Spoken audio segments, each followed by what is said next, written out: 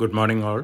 ഞാൻ Ramakrishnan TB, SEBI registered research അനലിസ്റ്റാണ്. ഈ ഓഡിയോ കേട്ടതിന് ശേഷം ഡിസ്ക്ലെയിമർ കൂടി വായിച്ചു നോക്കണമെന്ന് താല്പര്യപ്പെടുന്നു. ഇന്ന് നമ്മൾ എക്സ്പെക്റ്റ് ചെയ്യുന്ന ഫ്ലാറ്റ് ടു സൈറ്റ്ലി ബെറ്റർ ഓപ്പണിംഗ് ആണ്. ഇന്നലെ അങ്ങനെ തന്നെയായിരുന്നു. അതിനുശേഷം നല്ല വൊളാട്ടിലിറ്റി കണ്ടു. അതോടൊപ്പം തന്നെ നമ്മൾ ഇന്നലെ സൂചിപ്പിച്ച പോലെ നിഫ്റ്റി 23,000 ബ്രേക്ക് ചെയ്ത് 22,798.35 വരെ എത്തിയിരുന്നു. 27-ാം തീയതി ജനുവരി 27-ാം തീയതി വന്നല്ലോ 22,786.9 അതിനടുത്ത് എത്തി റീബൗണ്ട് ചെയ്യാണ് ഉണ്ടായിട്ടുള്ളത്. പൊതുവെ നമ്മൾ നിഫ്റ്റിയുടെ സപ്പോർട്ട് ലെവലുകൾ നോക്കുമ്പോൾ ഈ ലെവലിൽ നിന്ന് റീബൗണ്ട് ചെയ്യാനുള്ള സാധ്യതകളാണ് ഇപ്പോഴത്തെ അവസ്ഥകൾ വെച്ച് നമുക്ക് വിലയിരുത്താൻ സാധിക്കുന്നത്. കഴിഞ്ഞ ജനുവരിയിൽ മാത്രം 23,000-ന് ശേഷം നിഫ്റ്റി പല പ്രാവശ്യം താഴേക്ക് വന്നിട്ടുണ്ട്. പക്ഷേ അവിടെ നിന്നൊക്കെ റീബൗണ്ട് ചെയ്തിരിക്കുകയാണ്. അതുകൊണ്ട് തന്നെ നമ്മൾ ഫർദർ വലിയ സെൽ ഓഫ് ഇപ്പോഴത്തെ സാഹചര്യത്തിൽ നിഫ്റ്റിയിലോ അല്ലെങ്കിൽ ഇന്ത്യൻ മാർക്കറ്റിലോ എക്സ്പെക്റ്റ് ചെയ്യുന്നില്ല. മറിച്ച് ഗ്ലോബലി വലിയ രീതിയിലുള്ള സെൻറ്റിമെൻറ്റ് നെഗറ്റീവ് ആവുകയാണെങ്കിൽ മാത്രമാണ് ഫർദർ വലിയ രീതിയിലുള്ള ക്രാഷ് നമ്മൾ ഇന്ത്യൻ മാർക്കറ്റിൽ എക്സ്പെക്റ്റ് ചെയ്യുന്നുള്ളൂ. ഫർദർ മാർക്കറ്റ് ഫാൾ ചെയ്യുമ്പോൾ നമ്മൾ മുമ്പ് സൂചിപ്പിച്ച പോലെ long term point of view വാങ്ങാനുള്ള അവസരമാണ്. അതോടൊപ്പം തന്നെ ഇന്നലെ അമേരിക്കൻ മാർക്കറ്റ് സിറ്റുവേഷൻ നോക്കുകയാണെങ്കിൽ ഡൗ ജോൺസ് 225 പോയിൻ്റ് വീക്കായിട്ടും അതുപോലെ തന്നെ S&P 500 16 പോയിൻ്റ് വീക്കായിട്ടും നാസ്ഡാക്ക് 6 പോയിൻ്റ് ബെറ്റർ ആയിട്ടാണ് ക്ലോസ് ചെയ്തിട്ടുള്ളത്. Russell 2000 small cap index 20 point വീക്കായിട്ടാണ് ഇന്നലെ അമേരിക്കയിൽ ക്ലോസ് ചെയ്തിട്ടുള്ളത്. അതേസമയം മെറ്റാ പ്ലാറ്റ്ഫോം, പാലന്റിയർ സ്റ്റോക്കുകൾ അതുപോലെ തന്നെ ആപ്പിളൊക്കെ ബെറ്റർ ആയിട്ടാണ് ഇന്നലെ ക്ലോസ് ചെയ്തിട്ടുള്ളത്. അമേരിക്കയിലത്തെ ഹെഡ്ജ് ഫണ്ട് ആക്ടിവിറ്റീസ് ഗോൾഡ്മാൻ സാക്സ് പറയുന്നത് കഴിഞ്ഞ ദിവസങ്ങളിലൊക്കെ ഏറ്റവും കൂടുതൽ ടെക്നോളജി സ്റ്റോക്കുകൾ വാങ്ങിയിട്ടുള്ളത് ഹെഡ്ജ് ഫണ്ടുകളാണെന്നാണ് പറയുന്നത്. തീർച്ചയായിട്ടും ഇതൊരു പോസിറ്റീവ് ന്യൂസാണ്. കാരണം അമേരിക്കയിലെ ടെക്നോളജി കമ്പനികളുടെ റിസൾട്ടൊക്കെ സ്ലൈറ്റ്ലി എബോവ് എക്സ്പെക്റ്റേഷൻസ് ആണ് വന്നുകൊണ്ടിരിക്കുന്നത്.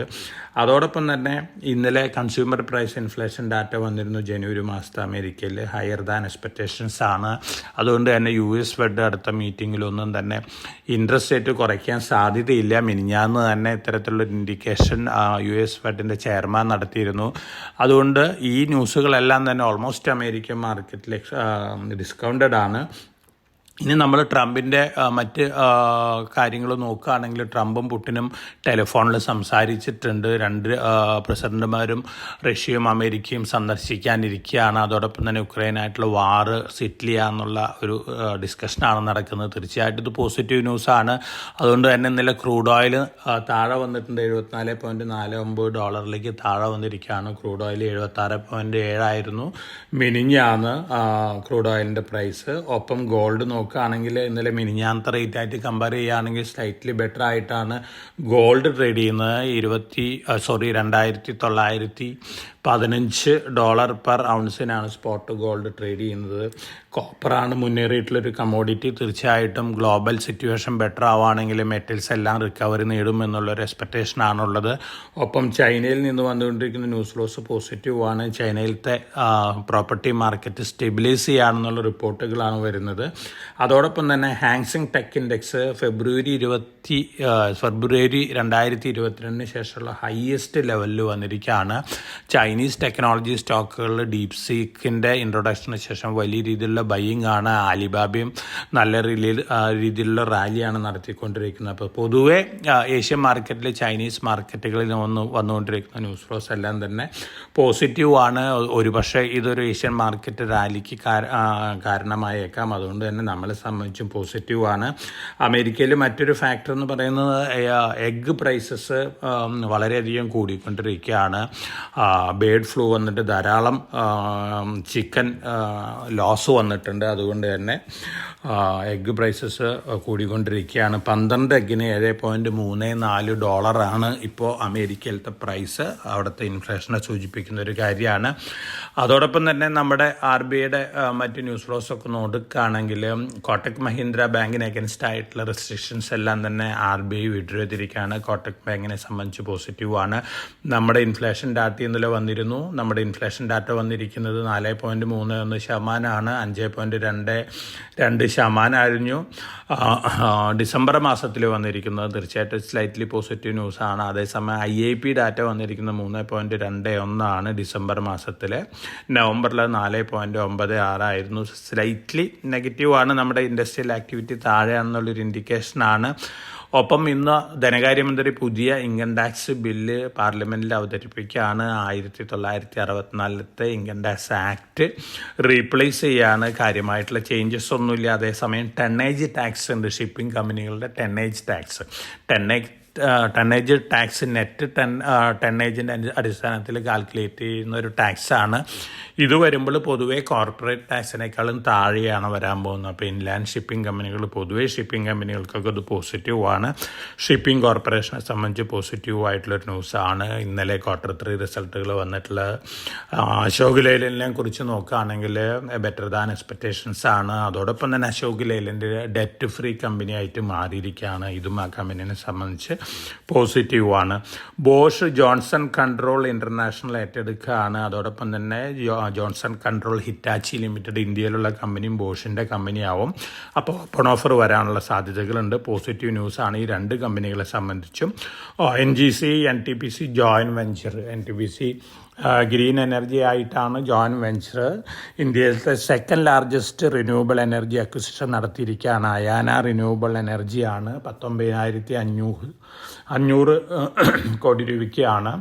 റിന്യൂവബിൾ എനർജി അസറ്റാണ്. ബാംഗ്ലൂർ ബേസ്ഡ് കമ്പനിയാണ്. ONGC NTPC ഗ്രീനിനെ സംബന്ധിച്ച് ഇത് ലോങ് റണ്ണിൽ പോസിറ്റീവായിട്ടുള്ള ന്യൂസാണ്. എഞ്ചിനീയേഴ്സ് ഇന്ത്യക്ക് 106 കോടി രൂപ ഓർഡർ ലഭിച്ചിട്ടുണ്ട്.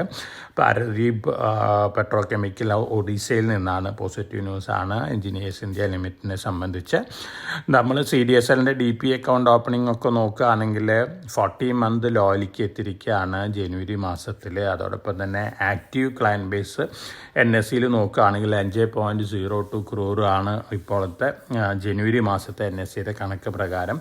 അതോടൊപ്പം തന്നെ CDSLത്തെ ടോട്ടൽ അക്കൗണ്ട് 18.81 കോടിയാണ്. അതിൽ ഡ്യൂപ്ലിക്കേഷൻ മാറ്റി വെച്ച് കഴിഞ്ഞാൽ 10 കോടി ആണ് ടോട്ടൽ DP അക്കൗണ്ട് വരുന്നത്. CDSL NSDLലും ഇത്തരത്തിലുള്ള കണക്ക് വരാം. അപ്പം ജെനുവിൻ ഒരു കണക്ക് നോക്കുകയാണെങ്കിൽ നമ്മുടെ DP അക്കൗണ്ടുകൾ ഒരു പക്ഷേ 6-7 കോടി മാത്രമേ വരുള്ളൂ. ടോട്ടൽ നോക്കുകയാണെങ്കിൽ ധാരാളം ഓപ്പർച്യൂണിറ്റി ഉണ്ട് നമ്മുടെ മാർക്കറ്റിനെ സംബന്ധിച്ച്. വീണ്ടും നല്ല രീതിയിൽ മുന്നേറാനുള്ള സാധ്യതകളാണ്.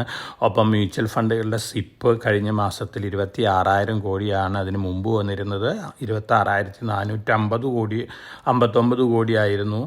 ഒപ്പം അക്കൗണ്ടുകൾ 10.27 കോടിയായിട്ട് കുറഞ്ഞിട്ടുണ്ട് സിപ്പ് അക്കൗണ്ടുകൾ. ഡിസംബറിൽ അത് 10.32 കോടിയായിരുന്നു. ഫസ്റ്റ് ടൈമാണ് സിപ്പ് അക്കൗണ്ടുകൾ കുറവ് വരുന്നത്. ഇത് മാർക്കറ്റ് സെൻറ്റിമെൻറ്റിൻ്റെ ഒരു ഇമ്പാക്റ്റാണ്. ധാരാളം ഇൻവെസ്റ്റേഴ്സ് ഒരു പക്ഷേ ബിഹേവിയറൽ ബയാസസ് കാരണം പേടിച്ചുകൊണ്ട് സിപ്പൊക്കെ ക്ലോസ് ചെയ്തിട്ടുള്ള ഇൻവെസ്റ്റേഴ്സ് ഉണ്ടാവാം. അപ്പോൾ ഇത് മാർക്കറ്റിനെ സംബന്ധിച്ച് നോക്കുകയാണെങ്കിൽ വലിയ നെഗറ്റീവ് ന്യൂസ് ഒന്നുമല്ല. SIPയുടെ ഇൻഫ്ലോ 26,000 കോടി രൂപയുണ്ട്. ഡിസംബറിൽ അത് 26,459 കോടിയായിരുന്നു. ഒരു നെഗറ്റീവ് ന്യൂസ് ഒന്നുമല്ല. പൊതുവെ മാർക്കറ്റ് സെൻറ്റിമെൻറ്റ് ഒരു ഇമ്പാക്റ്റ് മാത്രമാണ്. തീർച്ചയായിട്ടും ഇത്തരത്തിലുള്ള ന്യൂസ് ലോസ് ഒക്കെ മനസ്സിലിരുത്തുന്നത് നന്നായിരിക്കും.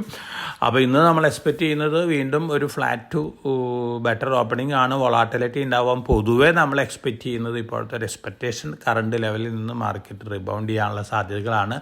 ലോങ് റണ്ണിലെ ഇന്ത്യൻ ഇക്വിറ്റി മാർക്കറ്റിൻ്റെ ഫ്യൂച്ചർ വളരെ പോസിറ്റീവാണ്. അതുകൊണ്ട് തന്നെ ഞാൻ മുമ്പ് സൂചിപ്പിച്ച പോലെ അറ്റ് എവരി ഫാളിൽ ലോങ് ടൈം പോയിന്റ് ഓഫ് വ്യൂവിൽ നല്ല സ്റ്റോക്കുകൾ 3-4 ഘട്ടമായിട്ട് വാങ്ങുന്നത് നന്നായിരിക്കും. അപ്പോൾ എല്ലാവർക്കും നല്ലൊരു ട്രേഡിൻ്റെ ആശംസിച്ചുകൊണ്ട് ഞാൻ ഇന്നത്തെ പ്രീ മാർക്കറ്റ് കമൻറ്ററി അവസാനിപ്പിക്കുകയാണ്. Thank you.